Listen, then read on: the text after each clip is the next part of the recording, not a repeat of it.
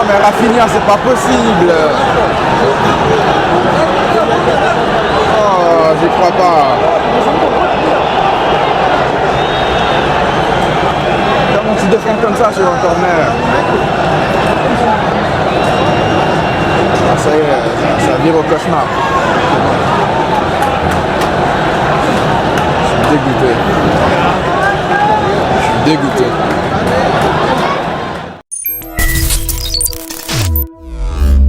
Marcus Rashford au Barça, here we go. C'était confirmé par Fabrizio Romano hier. D'ailleurs, on en avait fait un live hier sur Twitch lorsque la bombe elle était sortie. Donc, n'hésitez pas à venir sur Twitch pour les prochaines fois si vous voulez qu'on puisse en discuter lorsqu'il y a des événements live comme ça. Bref, je fais la publicité de mon Twitch, les amis, le lien en description. J'espère que tout le monde se porte bien. Aujourd'hui, on va parler donc de cette bombe Rashford. C'est vrai que ça en parlait maintenant depuis le début du mercato, on va pas se mentir, parce que c'était une option Rashford. C'était pas comme si ça sortait. Ce que j'ai envie de lâcher, c'est un ouf de soulagement. Pourquoi? Ben, tout simplement parce que voici un transfert qui se fait à la vitesse de l'éclair. Parce que bon, pour ceux qui suivent la chaîne depuis maintenant pas mal de temps, même pas mal de temps, depuis juste quelques semaines en arrière, je vous ai sorti une vidéo sur mon mercato idéal dans laquelle je vous disais que moi, Marcus Rashford, je veux que le Barça le signe. Parce que je connais le potentiel du joueur, parce que je connais la qualité du joueur, parce que je ne m'arrête pas non plus à l'échec entre guillemets d'un joueur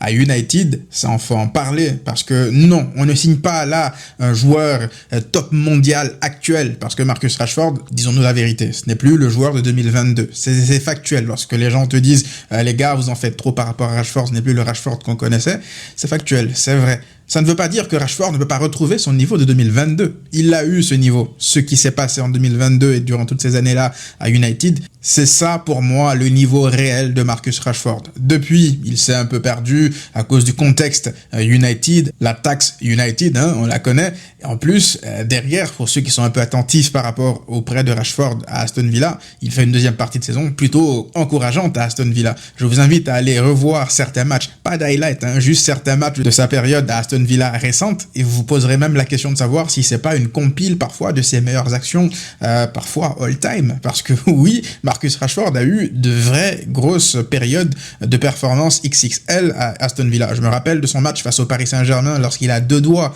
de les éliminer, il leur fait la misère, il joue à droite, il est polyvalent. Ça, de toute façon, on le sait de base. Donc, moi, je sais que le Barça signe un joueur qui a un potentiel en lui, qui s'endort au fond de lui. L'histoire récente des joueurs qui ont flop, entre guillemets, à United, nous montre qu'en fait, le problème, ce n'était pas eux, c'était le contexte à United. La taxe United, comme je l'ai dit tout à l'heure, je l'appelle comme ça, parce que je regarde aujourd'hui un joueur comme Scott McTominay, qui est l'un des meilleurs milieux de la Serie A. On regarde à côté Anthony, qui s'est amusé avec le Betis, Højlund, qui s'amusait avant de venir à United, Varane, qui allait tuer sa carrière là-bas à United, après il voulait changer d'air, ça se comprend, mais je veux dire, les exemples ne manquent pas. United est un tombeau à ciel ouvert pour plein de joueurs. Ils vont là-bas pour gâcher leur talent parce que le contexte n'est pas favorable à un talent pour qu'il puisse se développer, montrer le plein potentiel de ses capacités. Et donc, lorsque je vois des gens dire, faut voir ce que United a fait avec Marcus Rashford, ils disent que il n'est pas bon à l'entraînement, il ne s'entraîne pas assez bien.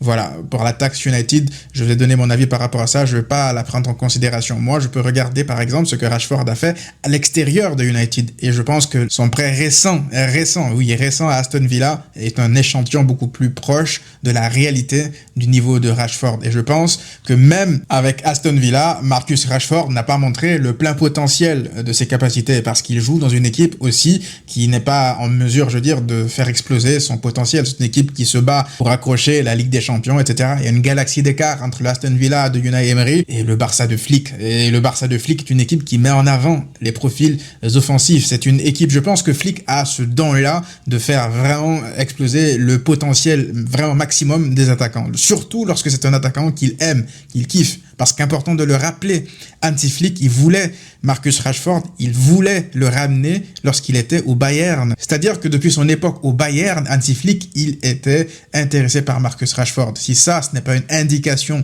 selon laquelle c'est un move totalement logique à 2000%, Je sais pas c'est quoi. Il y en a qui ont également fait le parallèle entre Marcus Rashford et Joao Félix, deux joueurs qui sont entre guillemets en situation d'échec. Est-ce que ça ne sera pas un flop, un peu comme Joao Félix? J'aimerais juste vous amener sur un parallèle. Il faut savoir que Marcus Rashford, il arrive, encore une fois, je viens de le dire, sous un coach qui le veut. D'accord? Flick, il insiste pour l'avoir depuis des semaines maintenant. Ce n'est pas un joueur qu'on impose à Flick. Flick est très content à l'idée de l'avoir. Maintenant, si on fait le parallèle avec Xavi, est-ce qu'on peut en dire autant de Xavi versus Joao Félix? Absolument pas. C'était tout le contraire. Pourquoi?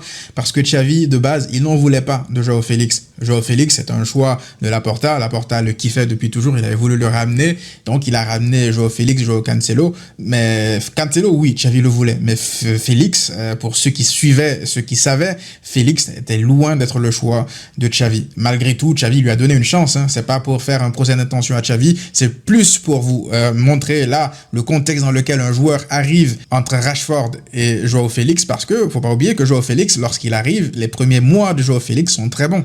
Il arrive, il met des buts importants. Je pense qu'il met même un but important face à l'Atlético Madrid à l'aller comme au retour.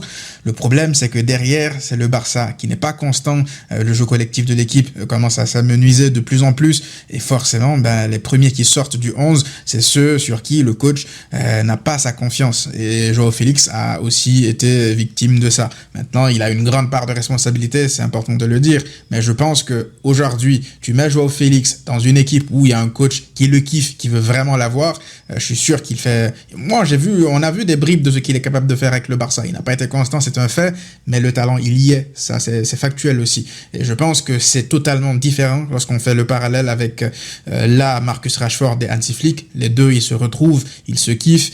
Donc voilà, il n'y a plus qu'à attendre de voir les étincelles que ça peut créer, en fait, cette association. Par ailleurs, j'aimerais parler du fait que Marcus Rashford est un joueur qui voulait absolument signer au Barça. C'est important de parler de ça, parce que ça va en profiter. J'avais vu des personnes dire, oui, est-ce qu'on aurait réellement pu signer Nico Williams? Oui, on aurait pu signer Nico Williams. Si le Barça était prêt à mettre 62 millions d'euros pour payer sa clause, c'est qu'ils auraient pu le signer, d'accord? C'est pas parce que le Barça était en incapacité financière de le faire que ça ne s'est pas fait. Lorsqu'un joueur veut signer chez toi, il le fait.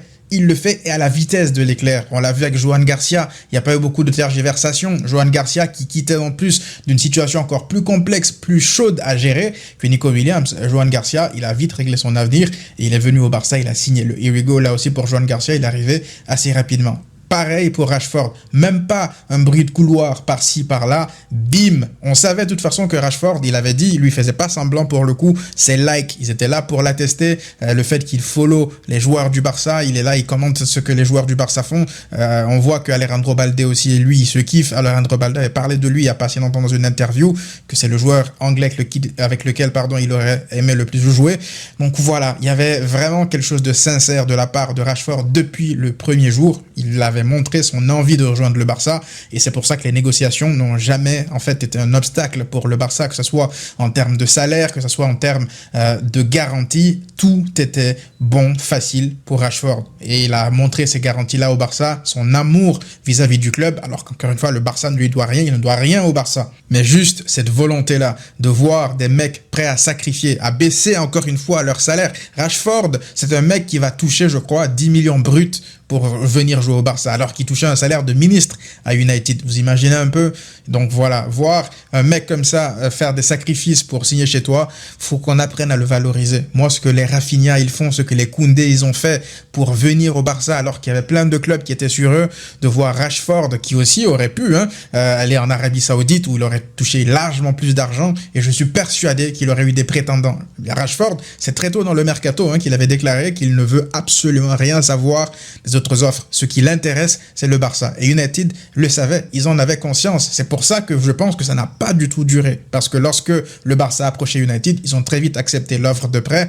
Et en plus, à l'avantage du Barça à l'offre de prêt, parce qu'on parle là d'une option d'achat de 30 à 35 millions d'euros non obligatoire. Donc je pense que le Barça a absolument tout gagné sur ce transfert. Absolument tout. transfert zéro risque, honnêtement, tu ne peux qu'avoir que des bénéfices parce que si il réussit chez toi 30 à 35 millions d'euros pour Rashford, on parle de Rashford, c'est donné de fou. Et s'il flop, bah c'est pas grave, il repart. On a vu Joao Félix, ça n'a pas finalement pris, au final il est reparti.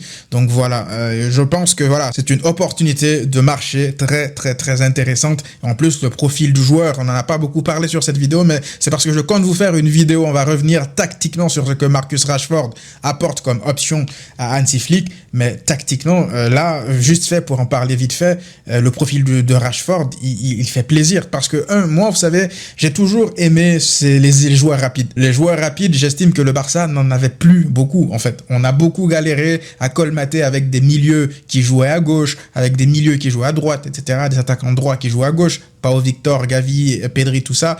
Mais avoir des mecs spécialistes d'un poste avec la vitesse, oui, la vitesse. Moi, je veux avoir, par exemple, Rashford, si demain il joue au poste de numéro 9, frère, les appels. Regardez Mbappé, aussi limité qu'il puisse être techniquement dans les petits espaces lorsqu'il faut combiner parfois. C'est Mbappé à technique, c'est pas ce que je dis. Attention, ne déformez pas ce que je dis. Ce que je veux dire par là, c'est qu'on le critique plein de fois dans son apport au jeu. Il est inexistant parfois. Il comprend mal les placements et tout.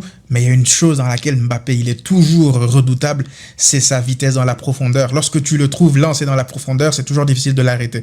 Et ce type de joueur-là, c'est important aussi d'en avoir. Parce que moi, j'estime que Marcus Rashford, il a cette vitesse-là, cette menace constante dans le dos des défenses, mais en plus, il est capable de jouer à gauche avec la qualité technique qu'il a. Je ne pense pas que ce soit un dribbleur d'élite comme Nico Williams dans les petits espaces et tout, mais dans les grands espaces, Marcus Rashford avec sa vitesse, ah oui, ça peut faire extrêmement mal. Tu le combines à un Rafinha, là aussi ça peut aller très très très très vite. Donc déjà, la rapidité, la vitesse, l'explosivité, c'est un athlète. Pour le coup, c'est un vrai athlète. Le jeu de tête, il est complet en fait, Marcus Rashford. Il tire les coups francs, il est capable d'avoir de grosses frappes de loin.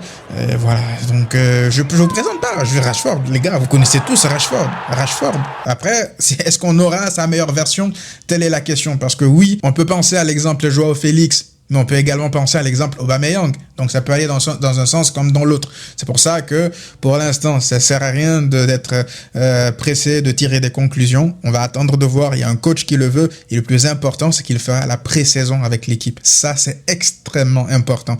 Il fera pas le tout début de la préparation physique parce que là, les joueurs, Flick a commencé sa formation militaire avec Julio Tous et les joueurs. Mais je pense que le fait qu'il fasse la pré-saison, la tournée asiatique, c'est juste parfait dans le planning. Moi, je m'attends à voir un Rashford qui est prêt à tout casser au Barça. Il arrive dans un club, il sait que c'est sa dernière opportunité quasiment de sa carrière pour briller, lâcher son potentiel complet. Donc ouais, j'ai hâte de voir ce qu'il va faire au Barça. Moi, je sens beaucoup l'histoire à la Aubameyang, sauf que Aubameyang, tu le prends quand même à un âge assez avancé, tout ça. Rashford, moi, pour un ailier à son âge, c'est le top. Il a quoi, 27 ou 28 ans? Je pense que c'est parfait. Aujourd'hui, normalement, en tout cas, il doit avoir le plein potentiel de ses capacités physiques. Donc là, il a juste qu'à travailler. Et croyez-moi, Flick ne va jamais laisser Marcus Rashford se reposer sur ses lauriers. S'il voit Rashford, s'il traîne la patte ou quoi que ce soit, il va vite le recadrer ou alors il le fera même pas jouer. De toute façon, il est en sursis cette saison. Et c'est pour ça que les transferts comme ça, prêts avec option d'achat, alors que le joueur il est en situation compliquée avec le club d'où il vient, ben forcément que toi, le club qui l'accueille, tu es en situation de force de fou. Il n'a pas intérêt à faire le fou. Donc c'est pour ça que non, je ne crois pas que Rashford il va passer tout son été à liker des posts du Barça, à faire des appels de phare H24, à se limite twerker, je le dis comme ça pour attirer le Barça, pour que au final, lorsqu'il arrive, il commence à se tourner les pouces. Donc j'ai hâte de voir ce que ça va donner. Si Flick réussit à nous ramener le Rashford de 2022, les gars, moi je vous dis, c'est pas impossible qu'il finisse la saison titulaire. Je le dis comme ça. Voilà, donc dites-moi vous qu'est-ce que vous en pensez dans les commentaires les amis, c'est un nouveau format de vidéo, donc j'espère que ceci vous plaira, j'ai hâte de savoir ce que vous en pensez dans les commentaires. On se retrouve très rapidement pour une nouvelle vidéo, prenez tous soin de vous et à très vite.